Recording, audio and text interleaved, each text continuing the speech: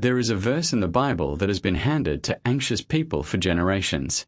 It's been printed on coffee mugs, stitched into throw pillows, sent in text messages at 2 in the morning by well-meaning friends who desperately wanted to help but didn't know what else to offer. And yet, for the vast majority of people who receive it, it simply doesn't land the way it was meant to. Not because the verse is untrue. Not because God has somehow forgotten about your situation, but because nobody ever sat down and properly explained what it actually says. Nobody ever unpacked what Paul was truly communicating when he wrote those words from a prison cell in Rome. Nobody ever walked through the actual spiritual and psychological mechanism buried inside that verse, the mechanism that makes it not just a comforting sentiment, but a genuine and functioning pathway out of anxiety. That changes today. By the time we reach the end of this conversation, you're going to understand Philippians 4 verse 6 and 7 in a way that's probably entirely new to you. Not just what the words say, but what they actually do. How the mechanism works. Why it works. And why anxiety, even the kind that has followed you around for years and feels like a permanent fixture of your inner life, does not get to have the final word. But before we get to the solution, we have to spend real time understanding the problem. Because anxiety is not what most people assume it is. And if you misdiagnose the condition, every remedy you try, no matter how valid it might be in the right context, is going to fall short. So let's start there. Here's what anxiety actually is at its most fundamental level. Anxiety is your brain's attempt to resolve a problem that cannot be resolved. Something in your future is uncertain. A relationship that might be ending. A medical result you're waiting on. A financial situation that has no clear way out. A child who isn't where you imagined they'd be by this point in their life. And your mind latches onto that uncertainty and starts running through every possible outcome. What if this happens? What if that happens? How will I get through it if? The calculations never stop because the uncertainty never goes away. The future never becomes certain enough to satisfy the part of your brain that needs certainty in order to feel safe. So you can't sleep. Your chest feels tight. And that thought, the one you'd been doing so well at keeping at bay, surfaces again at the worst possible moment. In the middle of a meeting. In the quiet of a long drive. In that undefended space between waking and sleeping when you have nothing left to block it out. Does any of this sound familiar? Let me tell you about someone. A woman, we'll call her Elena, had been a believer for over 20 years. She knew her Bible deeply. She led a small group on Wednesday evenings. She served faithfully in her church. She prayed every single morning without exception. And she had anxiety so severe that on certain days she couldn't bring herself to leave her house.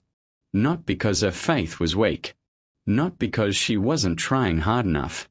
But because everyone around her, including people she genuinely respected and trusted, kept offering her the same prescription. Just trust God more. Just pray harder. Just believe bigger. Just read Philippians 4 verse 6. You know the verse. Do not be anxious about anything. As if she hadn't thought of that. As if the idea of simply stopping the anxiety hadn't already occurred to her.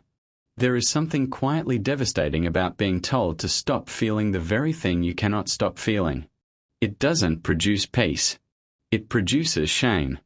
And shame stacked on top of anxiety is one of the heaviest burdens a human being can be asked to carry.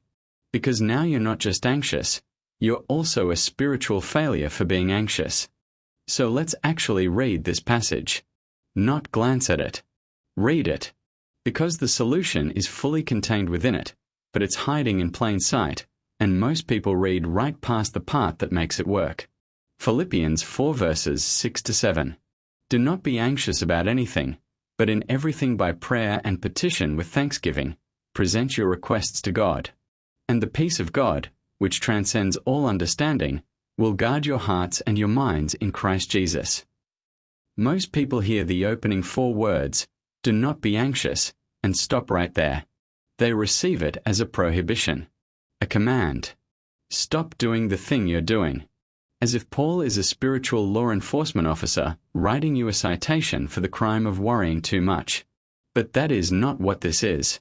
Paul the Apostle is not writing from a comfortable study or a peaceful retreat. He is writing from prison. He has been beaten with rods, shipwrecked multiple times, stoned and left for dead, abandoned by people he counted as friends, betrayed by people he trusted. He understands suffering at a depth that most of us will never come close to approaching. He is not waving away anxiety from a place of ease and comfort. He is speaking from the other side of it, from a place of hard-won, battle-tested peace. And he is passing on the map he used to get there. The command is not simply stop feeling anxious. The command is, do this instead. Look at the structure of the verse. Do not be anxious about anything, but. That word, but, is everything in this verse. Paul is not telling you to refuse the anxiety, suppress it, pretend it isn't there, or perform a kind of spiritual stoicism that denies the reality of fear. He is telling you to redirect it. Here is where to put the energy that anxiety wants to spend spinning in endless circles. Here is what to do with the weight you've been carrying. But in everything by prayer and petition with thanksgiving, present your requests to God. 3 words tucked inside that instruction change everything. With thanksgiving. Not frantically. Not desperately. Not storming heaven with demands that God fix your situation immediately or explain himself clearly. With thanksgiving. And this is where people get confused. Genuinely confused.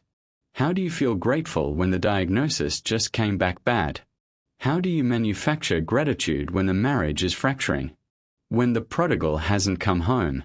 When the business is failing? Here is what Paul actually means. And here is the moment when the mechanism finally clicks into place. Thanksgiving is not a feeling you're required to produce on demand.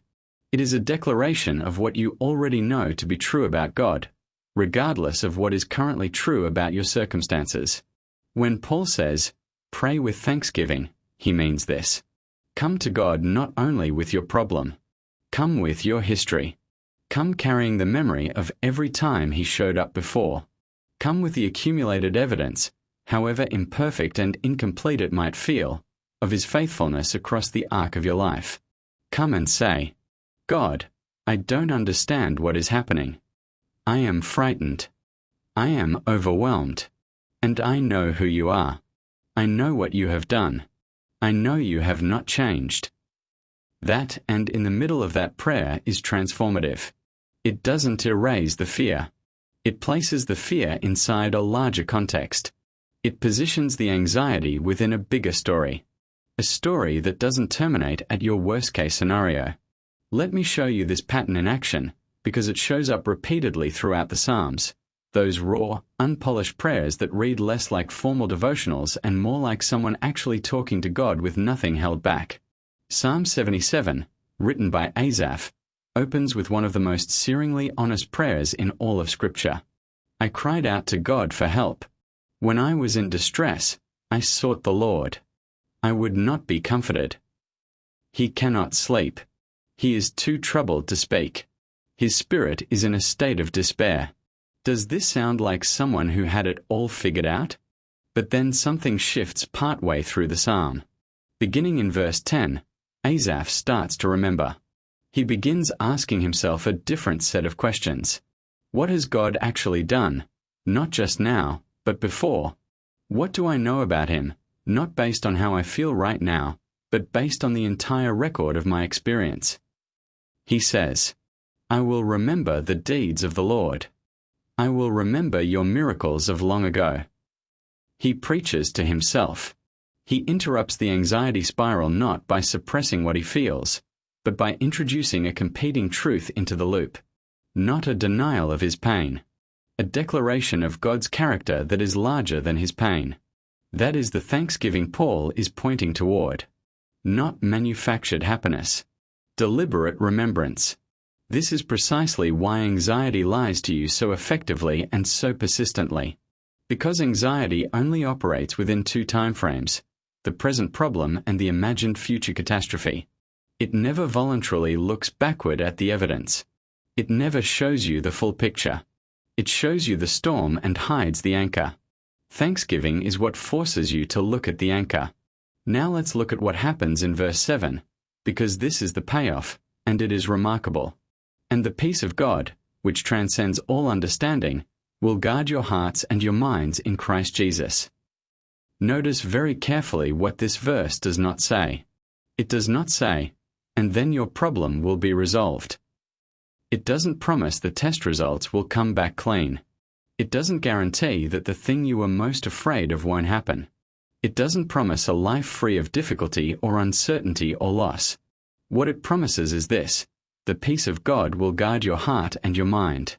The Greek word translated guard here is a military term. It means to stand watch over something valuable, to garrison it, to post soldiers at a gate and keep what is inside protected from what is trying to get in. Paul is describing the peace of God as a military garrison, a standing force positioned at the entrance to your inner life, whose job is to prevent panic from breaching the walls and taking up residence. And this peace, Paul says, transcends all understanding. There will come a moment, and if you've ever genuinely engaged with this kind of prayer, you may already know this moment, when your circumstances haven't changed at all. The problem is still fully present. The uncertainty is still real. The diagnosis is still on the table. The situation is still unresolved. And somehow, inexplicably, you will find yourself able to breathe.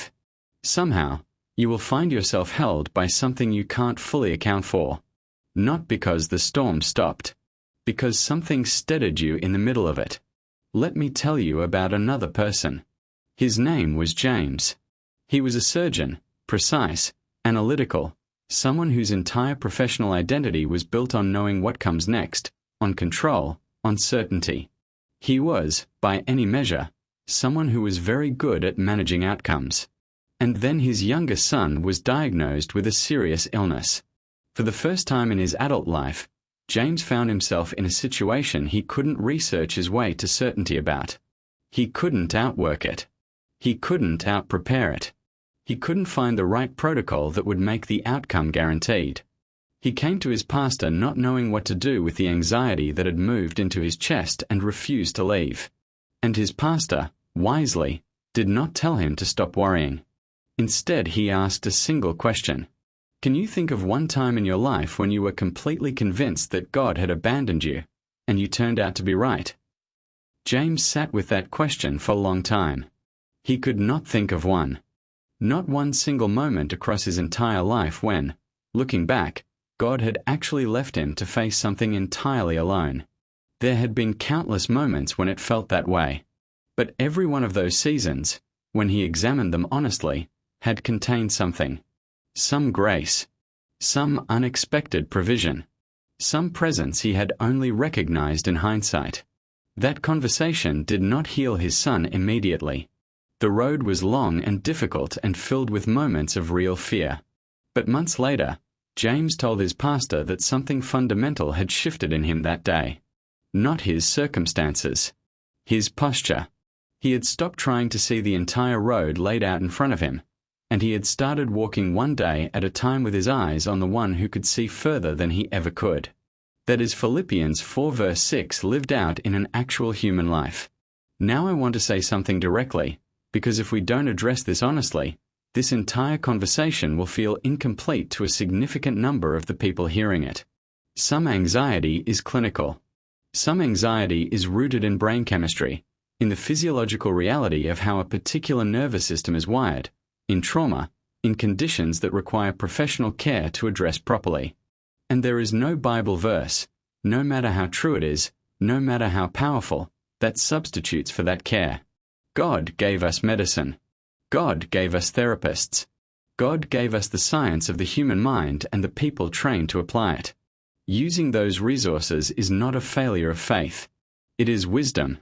It is the appropriate use of what God has made available. What Philippians 4 offers is not a replacement for professional help when professional help is what's needed. It is what you bring into the room alongside that help. The peace of God and the work of a skilled counselor are not in competition with each other. They are companions. They address different dimensions of the same complex reality. Let's return to the passage one more time, because there is something else in verse 6 that most people read directly past. But in everything. Everything. Not just the large fears. Not just the life-altering crises. Everything. That word is significant because anxiety has a remarkable capacity to scale. It begins with the genuinely serious concerns, and then, once it's established a presence in your life, it begins to attach itself to smaller things. The awkward silence in a conversation. The text message that hasn't been returned. The meeting you have tomorrow. The thing you said 3 weeks ago that keeps surfacing in your memory without warning. Paul's instruction covers all of it. No concern is too trivial to bring to God. No fear is too embarrassing. No worry is too small or too mundane to qualify as something worthy of prayer. In everything. Which means the specific, named, concrete thing that is keeping you awake right now. Tonight. That particular fear. Not a vague general sense of unease, the actual thing. Not just, God, I'm anxious. But, God, I am afraid that this specific thing is going to happen. And I cannot stop thinking about it. The specificity matters. A vague prayer produces a vague, diffuse sense of having prayed. But a prayer that names the fear, that drags it out of the dark recesses of your internal life and into the light, before God, does something to the fear itself. There is something that shifts when you say it out loud to God rather than just spinning it endlessly inside your own head. There is something about the act of externalizing the internal storm, putting it into words, giving it a shape, speaking it into the space between you and God, that interrupts the loop. Psychologists call this process cognitive reappraisal. Ancient Christians simply called it prayer. But the mechanism is real, and it works. I want to be honest about something else, about what Paul does not promise in this passage, because honesty matters more here than comfort. He does not promise that the thing you're afraid of won't happen. He does not promise that your prayers will be answered according to your preferred outcome. He does not promise a life without storms. What he promises is presence inside the storm. There is a moment in the Gospels that I return to often when thinking about anxiety. The Gospel of Mark describes Jesus and his disciples crossing the Sea of Galilee when a violent storm suddenly rises. The disciples are fighting for their lives. Water is pouring into the boat. The experienced fishermen among them are genuinely terrified. And Jesus is asleep in the stern. They wake him. Don't you care that we are about to die? Jesus calms the storm. Then he turns to the disciples and asks, "Why are you so afraid?" On the surface, it can sound like a rebuke. But look more carefully. He didn't shame their fear. He entered the storm with them. He had been in the boat the entire time. That is the deepest promise underneath Philippians 4. Not that God will always immediately remove the source of your anxiety, but that He is in the boat. That He has been in the boat all along. That the peace He offers is not only available on the far side of the storm, it is available in the middle of it. So let me leave you with something you can actually use. Something practical. Something you can do tonight, or tomorrow morning, or the next time the anxiety rises. The prayer Paul describes in verse 6 has a specific shape to it. Start with thanksgiving. Before you name your request, name 3 things you know to be true about God. Not 3 things that feel true right now. 3 things you know, from history, from experience, from the record of your own life. He is faithful. He has not abandoned me before. He is not limited by what is limiting me. Begin there. Then name the fear. Say it out loud if you can. God, I am afraid that. And finish the sentence with complete honesty. No spiritual packaging. No cleaned up version for presentation. The real thing. The actual fear. Then release the outcome. God, I don't know how this ends. I cannot see what you're doing from where I'm standing. But I trust that you are doing something. I trust that you can see the whole picture in a way I cannot. I'm putting this down. I'm leaving it with you. And then stop. Don't immediately pick it back up and resume the calculations. Give the peace of God a moment to arrive. It may not come instantly. It often doesn't. But it comes.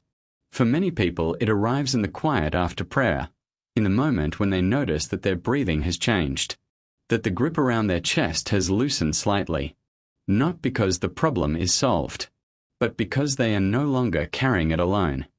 I want to come back to Elena for a moment. She eventually found a good therapist who helped her understand the clinical dimension of what she was experiencing. And alongside that professional work, she rebuilt her prayer life, not as a performance, not as a religious duty she was obligated to fulfill, but as a genuine conversation. Specific, honest, grateful. Not grateful for the struggle itself.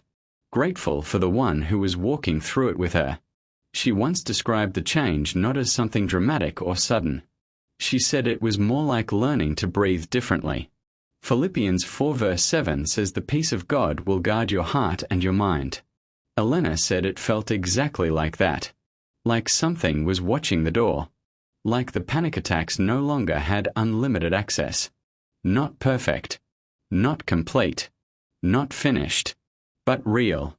Here is what I want you to carry away from this conversation. Anxiety tells you a story. It tells you that the outcome you fear is likely, that you could not survive it if it came, that God is either unaware of your situation or unwilling to intervene in it. That fear is the most truthful thing about your life right now. The Bible's answer to anxiety is not suppression. It is not positive thinking. It is not a performance of wellness that pretends everything is fine. It is reorientation.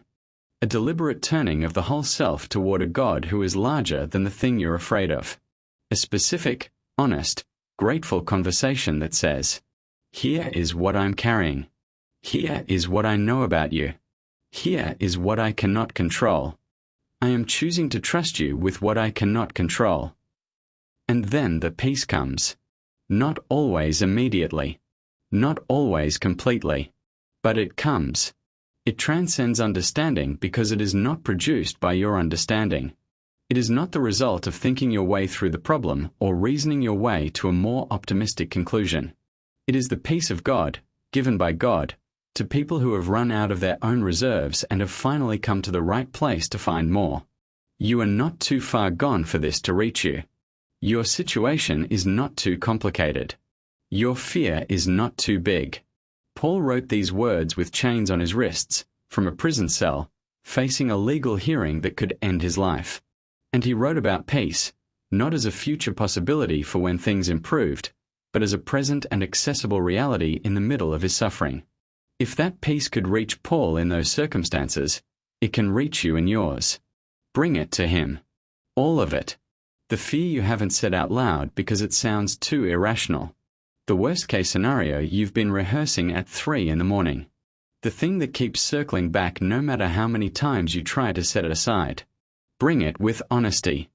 Bring it with specificity. Bring it with gratitude for what you know to be true even in the moments when you cannot feel it. And let the peace of God do what it has always promised to do. Let it guard the door. That is not a slogan. That is not a platitude for a coffee mug. That is a promise, made by a man who tested it in conditions most of us will never face, and it holds.